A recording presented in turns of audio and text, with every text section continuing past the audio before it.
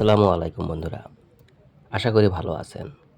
আবার একটা নতুন ভিডিওতে আপনাদের স্বাগতম। আজকে আমাদের আলোচনার বিষয় হচ্ছে বেডসিল অয়েনমেন্ট। আজকে আমরা বেডসিল অয়েনমেন্ট সম্পর্কে বিস্তারিত জানব। এর কাজ কী, এর ব্যবহার এবং এটি কোন কোম্পানির ওষুধ সে সম্পর্কে বিস্তারিত জানব। তো বন্ধুরা, চলুন শুরু করা যাক। বন্ধুরা, আপনারা দেখতেছেন মেডিসিনের কথা ইউটিউব চ্যানেল। প্রতিনিয়ত মেডিসিন এবং স্বাস্থ্য বিষয়ক ভিডিও পেতে চ্যানেলটি সাবস্ক্রাইব করে পাশে থাকা বেল আইকনটি বেজে দিন, যেন সবার আগে মেডিসিন এবং স্বাস্থ্য বিষয়ক টিপস আপনি পেতে পারেন। বন্ধুরা, বেডসিল অয়েনমেন্ট হচ্ছে ভিটামেথসন এবং ক্লোট্রিমাজোল গ্রুপের একটি ওষুধ। এটি বাংলাদেশে সাধারণত একমি ল্যাবরেটরিজ কোম্পানি বাজারজাত করে থাকেন। এটি বাংলাদেশের যে কোনো ওষুধের দোকানেই পাওয়া যায়। এই বেডসিল অয়েনমেন্টের ব্যবহার। এই বেডসিল অয়েনমেন্ট সাধারণত বিভিন্ন ফাঙ্গাসজনিত কারণে আমাদের শরীরে যে ধরনের সমস্যাগুলো হয়ে থাকে, যেমন দাঁত, একজিমা, চুলকানি, কুনি অর্থাৎ নখের কুনির সমস্যা, এ ধরনের সমস্যাগুলো যাদের হয়ে থাকে সে সকল সমস্যার জন্য এই বেডসিল অয়েনমেন্ট ব্যবহার করা হয়ে থাকে। বিশেষ করে দেখা যাবেন যে কারো কারো শরীরে গোল গোল চাকা চাকা দাঁত এবং চুলকানির মতো সমস্যাগুলো দেখা যায়। আর ইদানিং দেখা যাচ্ছে যে কুনি, হাতের কুনি এবং পায়ের কুনির সমস্যা অনেক। এ ধরনের সমস্যাগুলোর জন্য এই বেডসিল অয়েনমেন্ট ব্যবহার করা হয়ে থাকে।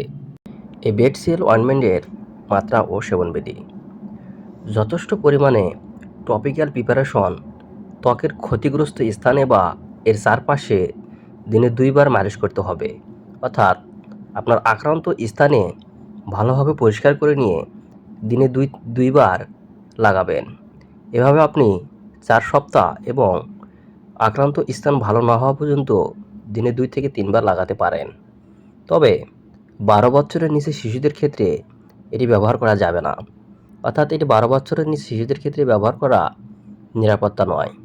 প্রতি নির্দেশনা: যে সকল রোগীদের অর্থাৎ যে সকল মানুষের এই বেডসিল অয়েনমেন্টের যে কোনো উপাদানের প্রতি অতি সংবেদনশীলতা রয়েছে সে সকল রোগীদের ক্ষেত্রে এটি ব্যবহার করা যাবে না। পার্শ্ব প্রতিক্রিয়া: ক্লিনিক্যাল পরীক্ষায় পাওয়া তথ্য অনুযায়ী ক্রিমটি পার্শ্ব প্রতিক্রিয়ার মধ্যে রয়েছে 1.9% রোগীর ক্ষেত্রে প্যারাস্থেমিয়া, 1%-এর কম রোগীর ক্ষেত্রে র্যাশ, ইডেমা এবং সেকেন্ডারি ইনফেকশন। অন্যান্য পার্শ্ব প্রতিক্রিয়ার মধ্যে রয়েছে জ্বালাপোড়া এবং 1.6%-এর কম রোগীদের ক্ষেত্রে সিনথেটিক দেখা যায়। এই বেডসিল অয়েনমেন্টটি গর্ভাবস্থায় এবং স্তন্যদানকালে ব্যবহার করা যাবে কিনা? গর্ভাবস্থায় এই টপিক্যাল অয়েনমেন্টটি প্রিপারেশন নিরাপত্তা পর্যাপ্ত তথ্য এখনও পাওয়া যায়নি। সেক্ষেত্রে এই অয়েনমেন্টটি ব্যবহারের সময় অবশ্যই সতর্কতা অবলম্বন করতে হবে।